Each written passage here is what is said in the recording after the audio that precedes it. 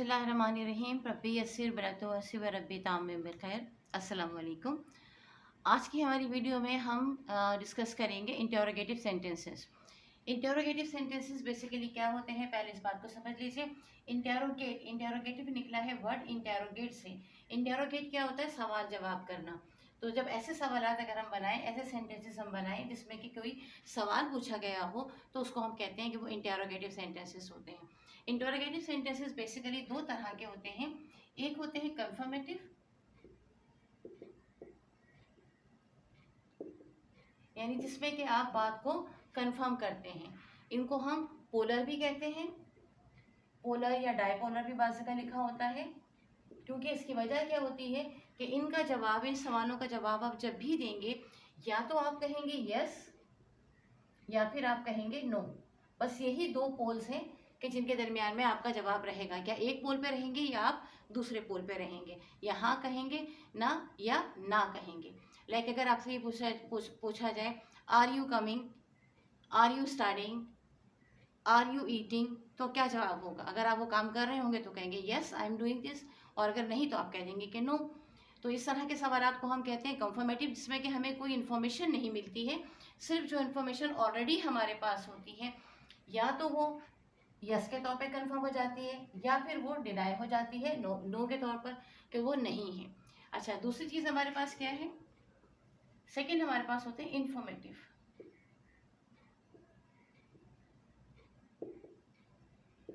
Informative sentences को हम, क्या इंफॉर्मेटिव क्वेश्चंस को हम अमूमन WH वर्ड क्वेश्चन भी कहते हैं। WH वर्ड क्वेश्चन से आपके जहन में बहुत अच्छी तरह से आराम से आ गया होगा कि हम क्या कहना चाह रहे हैं। यानी वो तमाम सवालात जिसमें कि हम WH वर्ड का इस्तेमाल करते हैं और हमें कोई इन्फॉर्मेशन जवाब में मिलती है, उसको हम कहते हैं कि वो इन्फॉर्मेटिव है। जैसे मिसाल के तौर पर मैं आपको सिर्फ एक मिसाल देती हूँ कि WH वर्ड हमारे पास है वॉट।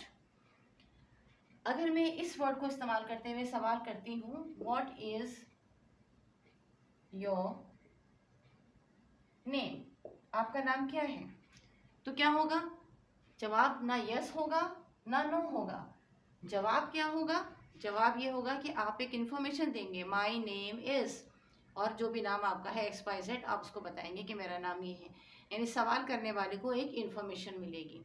जबकि अगर यही सवाल यहाँ पोलर में किया जाए, आर यू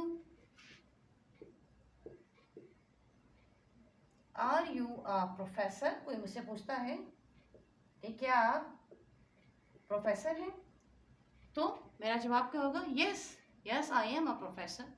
और अगर ये किसी और से पूछा जाता है जो कि प्रोफेसर नहीं है, तो वो कहेगा no I am not a professor. तो या तो यस में आएगा जवाब या फिर नो में आएगा, इन्फॉर्मेशन कोई नहीं आएगी। जो सवाल था उसी की कंफर्मेशन दी गई है, जबकि यहाँ पर क्या है, इन्फॉर्मेशन दी गई है। तो तमाम WH वर्ड जो होते हैं, जो हम क्वेश्चंस में इस्तेमाल कर रहे होते हैं, वो तमाम के तमाम हमें इन्फॉर्मेशन देते हैं। मैं आपको ये भी बता देती हूँ कि WH वर्ड कौन कौन से होते हैं। WH वर्ड हमारे पास होते हैं what, when, where, why, who, और समटाइम्स हम हाउ भी इसमें इस्तेमाल कर लेते हैं। इसको भी बस डिक्शनरीज में आपको मिलेगा कि ये भी शामिल है। ये सारे वर्ड्स वो होते हैं कि जिनसे आप अगर सवाल पूछेंगे तो एक कंप्लीट इन्फॉर्मेशन आपके पास आ जाएगी। यानी आप ये पूछना चाह रहे हैं कि वो क्या चीज़ है, कब हुई, कोई वाक़या अगर है क्या है, कब हुआ है, कहाँ पर हुआ है, क्यों हुआ है, रीजनिंग आपने इसकी दे दी, किसने किया है ये काम और कैसे हुआ है। अगर ये तमाम बातें आप आपके किसी स्टेटमेंट आप बनाते हैं, उसमें अगर आप इन तमाम सवालों के जवाब हैं, तो इसका मतलब ये है कि आपने एक कंप्लीट इन्फॉर्मेशन दी है या लिखी है कहीं पर भी। तो बहरहाल, लेकिन आज हमारा जो कंसर्न है वो हमारा WH वर्ड से या इन्फॉर्मेटिव क्वेश्चन से नहीं है, बल्कि आज हम जो काम कर रहे हैं वो हम कर रहे हैं कन्फर्मेटिव क्वेश्चन से, यानी कि यस और नो वाले या पोलर क्वेश्चंस की हम बात करेंगे with reference to present indefinite tense.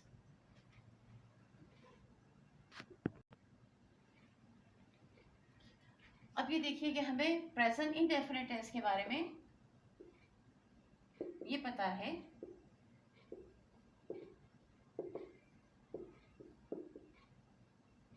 कि इसका जो स्ट्रक्चर होता है वो S plus V plus O होता है, यानी सब्जेक्ट वर्ब और ऑब्जेक्ट, या फिर अगर इंट्रांसिटिव वर्ब हम इस्तेमाल कर रहे हैं तो फिर S प्लस V हो जाएगा, O नहीं रहेगा।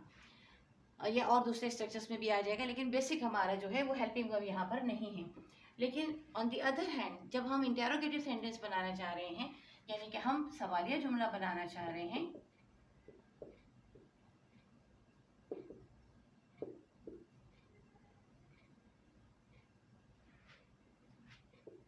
इंटेरोगेटिव सेंटेंस हम बनाना चाह रहे हैं, तो हमें चाहिए है एक अदद हेल्पिंग वर्ब, फिर इसके बाद हमें चाहिए होगा subject plus verb plus object plus question mark.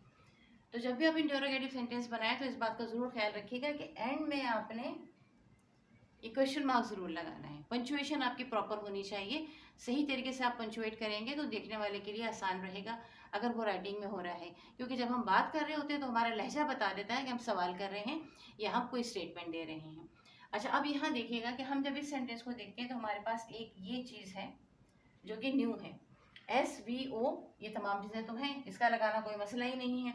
अब इस हेल्पिंग वर्ब का क्या किया जाए, तो अब इस हेल्पिंग वर्ब को हम क्या करते हैं कि हमारे पास होते हैं डमी वर्ब्स, और वो कौन से होते हैं, डू और डज, प्रेजेंट इंडेफिनिट टेंस के लिहाज से। पास्ट इंडेफिनिट का अगर हम इस्तेमाल करेंगे तो इसी की सेकंड फॉर्म हमारे पास होगी डिड। अभी हम कर रहे हैं प्रेजेंट इंडेफिनिट टेंस के हवाले से, तो हम इस्तेमाल करेंगे ये दो, डू और डज को हम इस्तेमाल करेंगे। हमारे हेल्पिंग वर्ब यहाँ पर ये आएंगे। अब किस फॉर्मूले के तहत हम डू इस्तेमाल करेंगे, कौन सा रूल होगा जिसके लिए हम डज इस्तेमाल करेंगे, तो आइए अब हम इस चीज़ को समझ लेते हैं।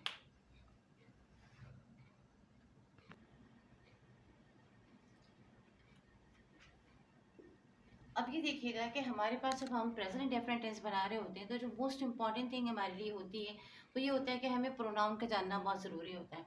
यानी अगर हमारे पास फर्स्ट पर्सन प्रोनाउन है,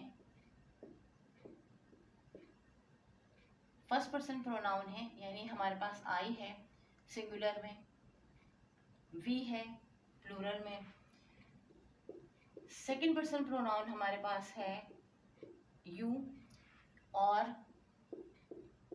थर्ड पर्सन में हमारे पास प्लूरल है दे।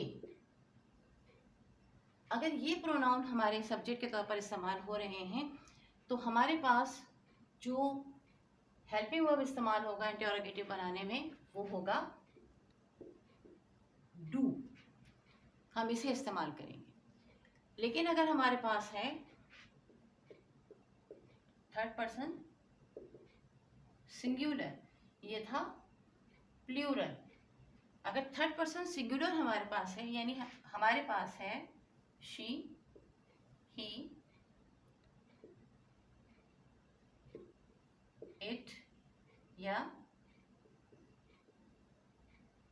नेम ऑफ एनी पर्सन, अगर हमारे पास ये चीज़ें हैं कि हमारे पास ही है, शी है, इट है या नेम है किसी शख्स का, तो फिर क्या होगा कि हमारे पास जो वर्ब इस्तेमाल होगा वो हमारा होगा डस। क्योंकि हम जब प्रेजेंट इंडेफिनिट टेंस ले रहे हैं तो ऑलरेडी इन तमाम प्रोनाउंस के साथ वर्ब की फर्स्ट फॉर्म के साथ एस या ईएस लगा हुआ होगा, तो उस एस और ईएस को हम कंपनसेट करेंगे, यहाँ पर हटाएंगे, यहाँ लगाएंगे और हम वहाँ से वर्ब में से हटा देंगे। तो आइए इसके कुछ एग्जाम्पल्स करते हैं ताकि आपको ये अच्छी तरह से समझ में आ जाए।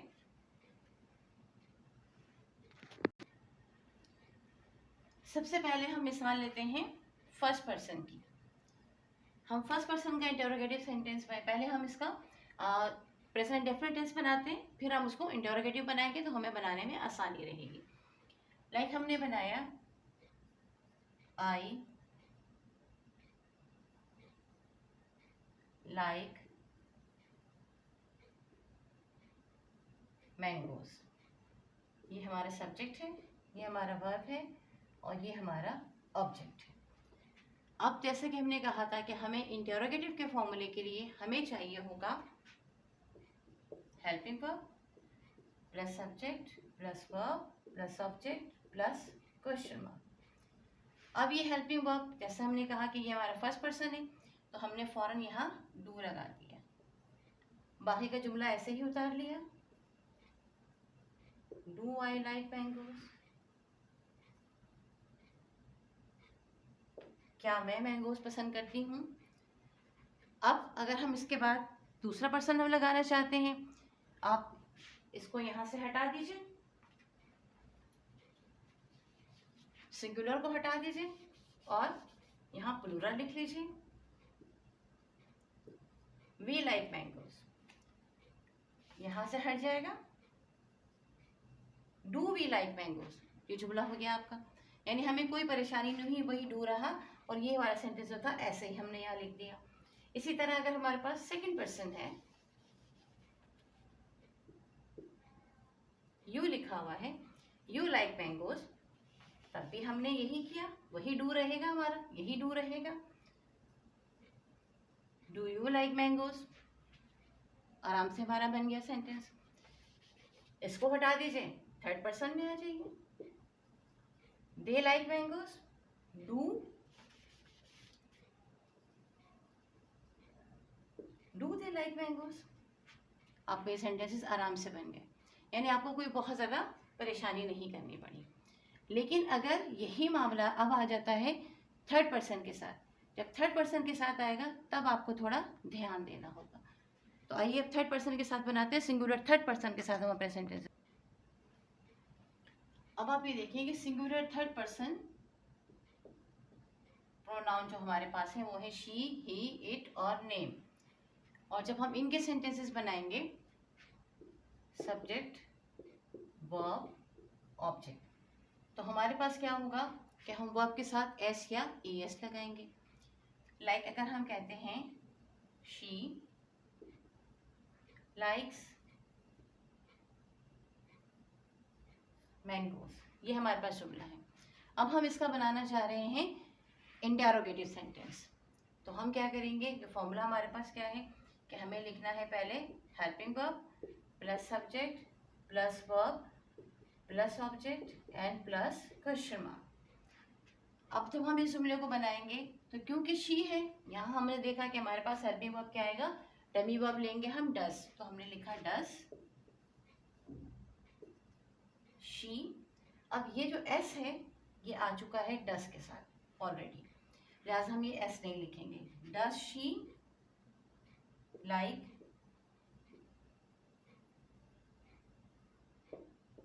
मैंगोज, क्वेश्चन मार्क आ जाएगा।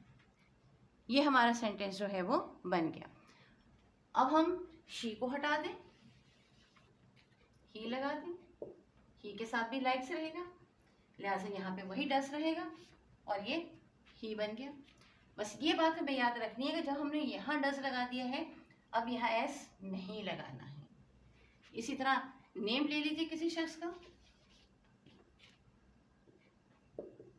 अली, अली लाइक्स मैंगोज, यहाँ पे भी नाम लगा दीजिए, इसको लिख देते हैं, नाम लिख देते हैं, डस अली लाइक मैंगोज।